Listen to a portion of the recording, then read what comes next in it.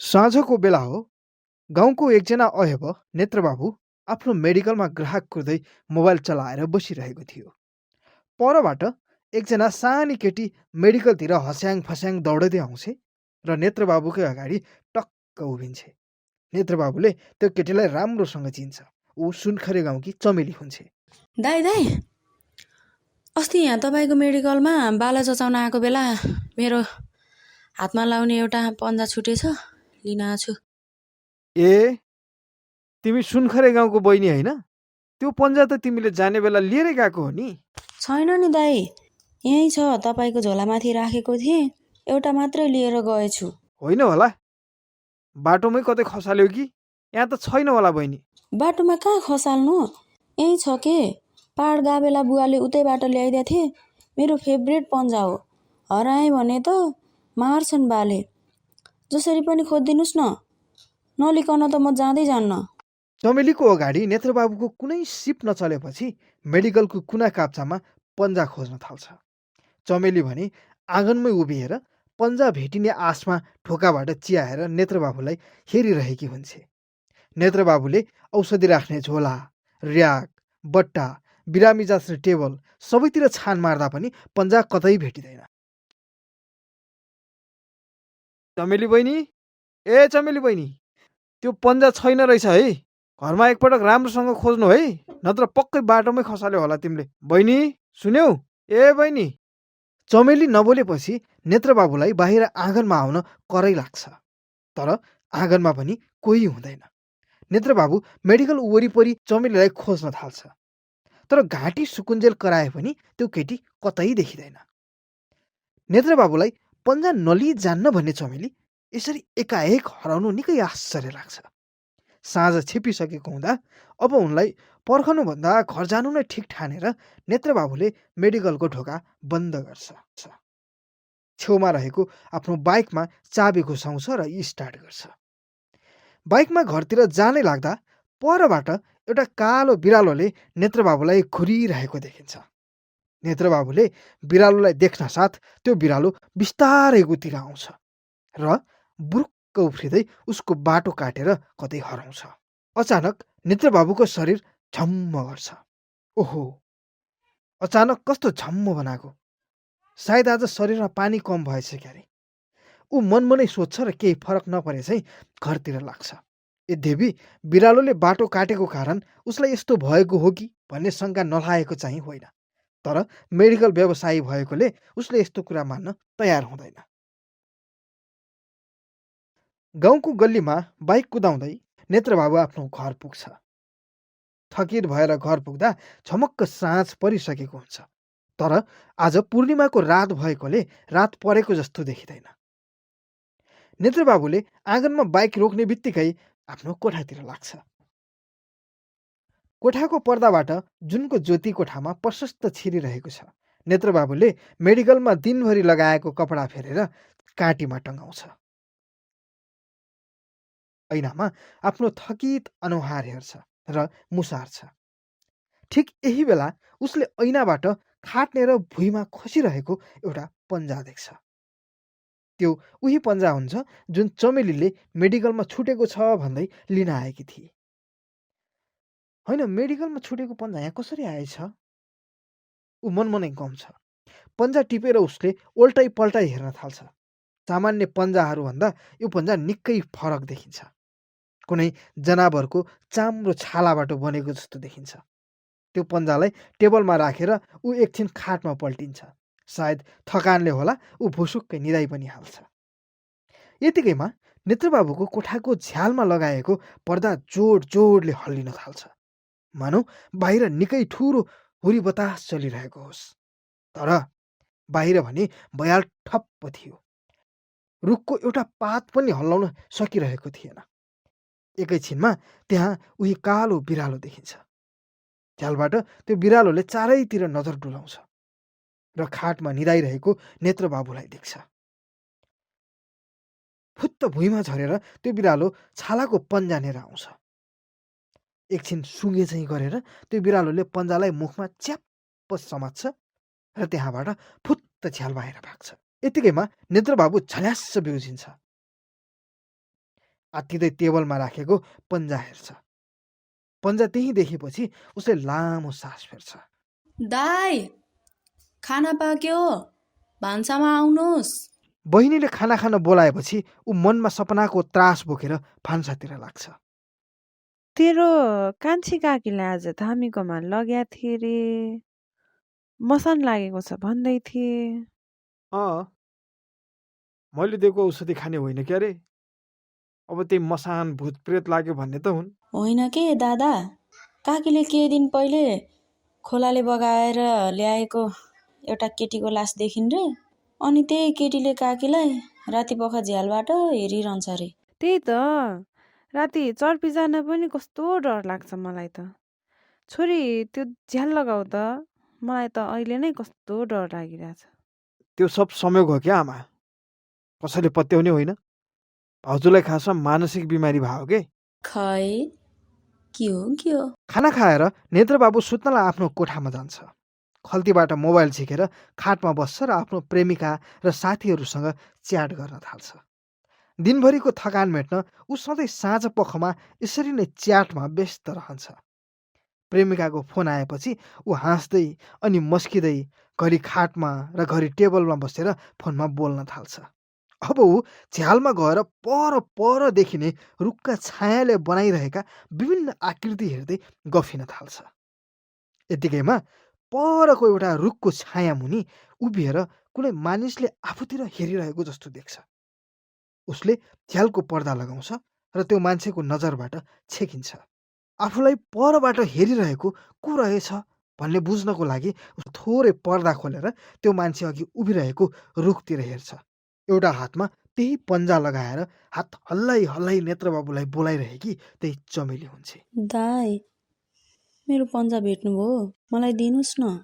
नेत्रबाबु झसङ्ग हुन्छ। मेडिकलमा गायब भएकी केटी अचानक यति राति आफ्नो आँगनमा देख्दा नेत्रबाबुको होस हवास उठ्छ। नेत्रबाबु केही बोल्नै सक्दैन। उसले साँझको घटनाको ह्याङओभरले सताइरहेको हो कि भन्ने महसुस हुन थाल्छ। दाई, पन्जा दिनु न। अछु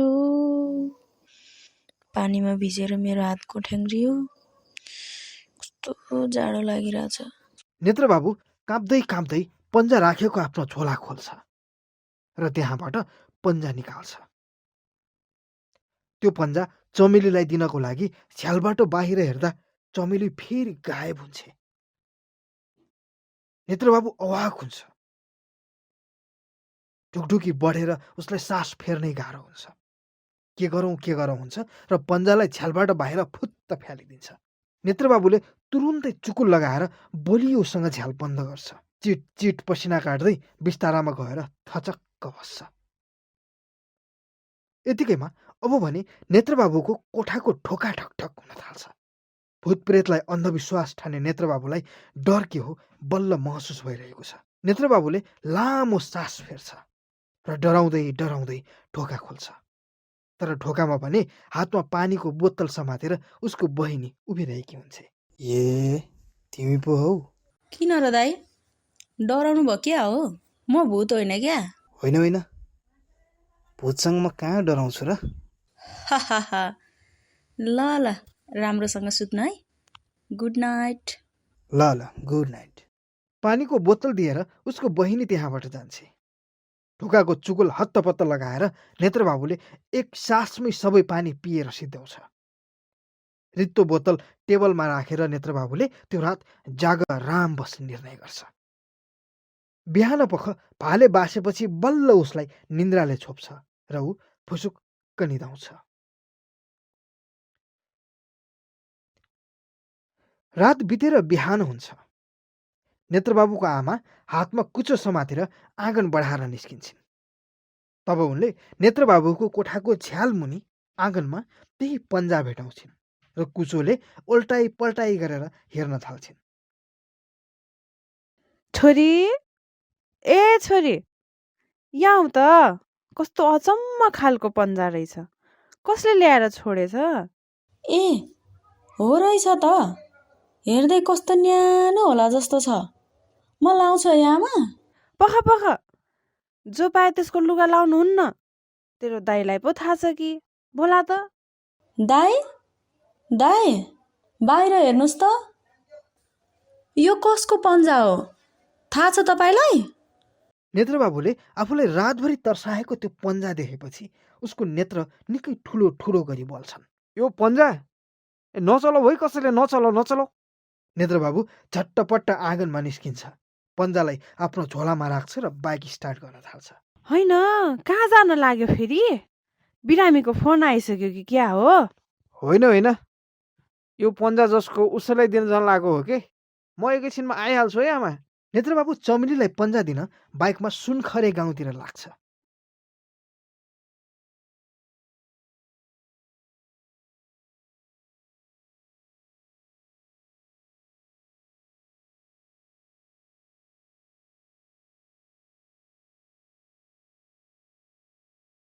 नेत्रबाबु खोलाको बाटो लाग्छ।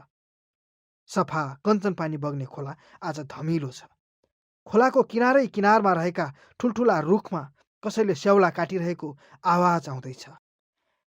जङ्गलको कच्ची बाटोको सफरपछि घाँस दाउरा गर्न आएका मानिसहरू भेटिए भनेर नेत्रबाबुको अशान्त मन अब शान्त हुन्छ।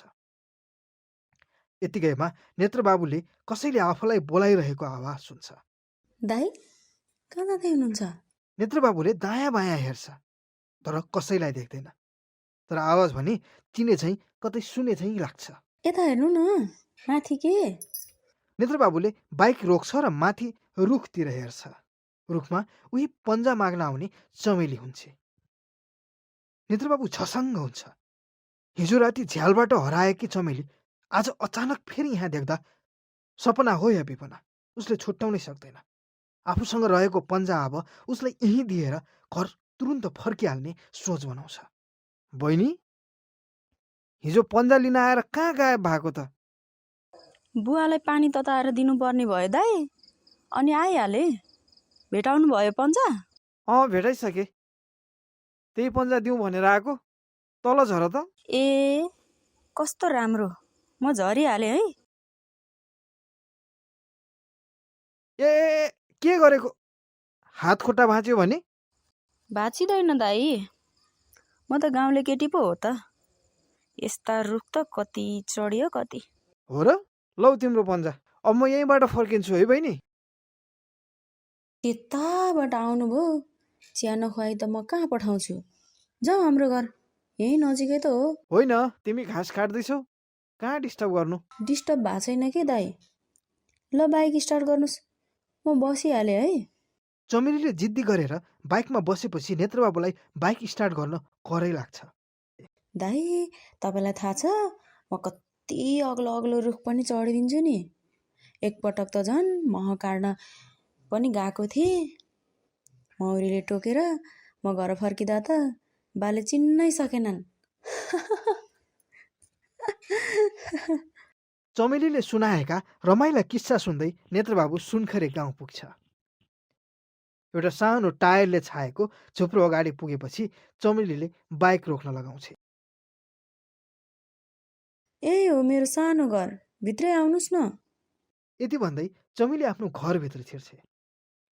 आँगनभरि फोहोर नै फोहोर रहेको घर केही दिनदेखि सरसफाइ नगरी राखेको जस्तो देखिन्छ। नेत्रबाबुलाई भित्र छिरौँ या नछिरौँ भन्ने दोधार छ। झोलाबाट पन्जा निकाल्छ र हातमा समातेर बाइकमा बसिरहन्छ। उसलाई भित्र नछिरी त्यहीँबाट फर्किन पाए हुन्थ्यो भन्ने लागिरहेको छ। बहिनी, ए चमेली बहिनी, म यहीँबाट फर्किन्छु है, चिया बनाउनु पर्दैन।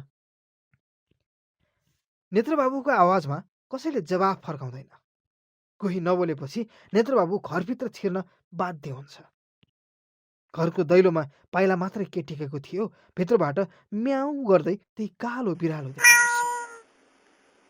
र यसपालि त्यो बिरालो डरलाग्दो देखिँदैन। निकै मायालु तरिकाले नेत्रबाबुलाई हेरिरहेको हुन्छ। पुच्छर हल्लाएर भित्रको कोठामा आउन सङ्केत दिइरहेको जस्तो देखिन्छ। नेत्रबाबु बिस्तारै बैठक कोठाबाट भित्रको कोठामा छिर्छ। त्यहाँ उसले एकजना बुढो मान्छेलाई भुइँमा बिस्तारा लगाएर ढलिरहेको देख्छ। ऊ कयौँ दिनदेखि बिरामी देखिन्छ, राम्रोसँग खान नपाएको चाहिँ देखिन्छ। त्यो बुढो मान्छेले नेत्रबाबुलाई आएको चाल पाउँछ। ऊ चमेलीको बुवा हुन्छ।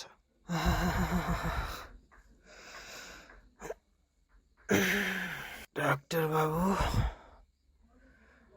तपाईँ कसरी? कस्तो छ बुवा तपाईँलाई? तपाईँको छोरीले लिएर आएको बुवा म त। मेरी छोरी अरे? हजुर, के भन्नुहुन्छ? मेरो मेडिकलमा पन्जा छुटेको रहेछ, त्यही दिन आएको थिएँ। बाटोमा भेट भयो अनि घरसम्मै जाउँ भनेर आएको बुवा। बहुत दुखी। एक्लो मान्छेसँग किन मजाक गर्नुहुन्छ डाक्टर बाबु? मेरी छोरी त घाँस काट्न जाँदा माथि रुखबाट लडेर तल खोलामा खसी यो संसारबाट बिदा भइसक्यो बाबु। 1 महिना हुन थालिसक्यो। खोलाले बगाउँदै बगाउँदै कता पो पुर्याएको थियो बाबु।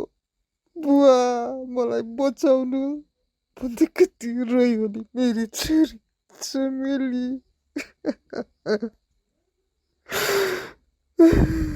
छोरी। बुढोको कुरा सुनेर नेत्रबाबुलाई फाउन्न हुन्छ, छटपटी हुन्छ, घाँटी सुक्छ, मुटु ठुकठुक गर्छ। के गरौँ के नगरौँ हुन्छ। हातले बुढोको शरीर छाम्छ, भतभती पोल्ने ज्वरो आएको छ। अनि नेत्रबाबुले उसको छेउमा रहेको औषधि खुवाउँछ। म बेला बेलामा आइराखौँला है बुवा, तपाईँको छोरीको पन्जा लिनुहोस् त। बुढोले आफ्नो छोरीको पन्जा समाउँछ र मायाले हेर्छ। नेत्रबाबु गम्भीर भएर आँगनमा निस्किन्छ र बाइक स्टार्ट गर्छ। चमेलीको बुढो र बिरामी बा थला परेर ढलिरहेको घरतिर एक नजर दिन्छ र ऊ आफ्नो घरतिर लाग्छ।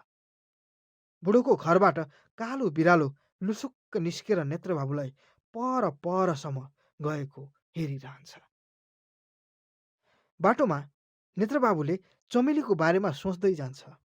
कसरी यस्तो हुन सक्छ? सायद एउटा अशक्त बुवाको मायाले होला। मृत्यु पर्यन्त पनि छोरीले आफ्नो कर्तव्य निभाइरहेकी छे। अचानक नेत्रबाबुले फेरि जङ्गलको छेउमा हातमा कालो बिरालो बोकेर हँसिलो मुहारमा मुस्कुराइरहेकी त्यही चमेलीलाई देख्छ। नेत्रबाबुले सबै कुरा बुझिसकेको भएर होला उसलाई अहिले डर लाग्दैन। आफ्नो बुवालाई हेरचाह गरेको देखेर सायद चमेलीले नेत्रबाबुलाई कृतज्ञताको भाव व्यक्त गरिरहेकी हुनुपर्छ। नेत्रबाबुले पनि उसलाई हेरेर मुस्कुराउँछ र सोच्छ, मानिसहरू बाँचुन्जेल पनि आफ्नो बुवा आमाको जिम्मेवार लिन मानिरहेका छैनन्। तर मृत्यु पश्चात पनि चमेलीले सन्तान हुनुको कर्तव्य पुरा गरिरहेकी छे। नेत्रबाबुले आजको समाजप्रति असन्तोष जनाउँदै उसले त्यो नानीको बुवालाई निको नभइन्जेलसम्म निशुल्क औषधि उपचार गर्ने निर्णय गर्छ।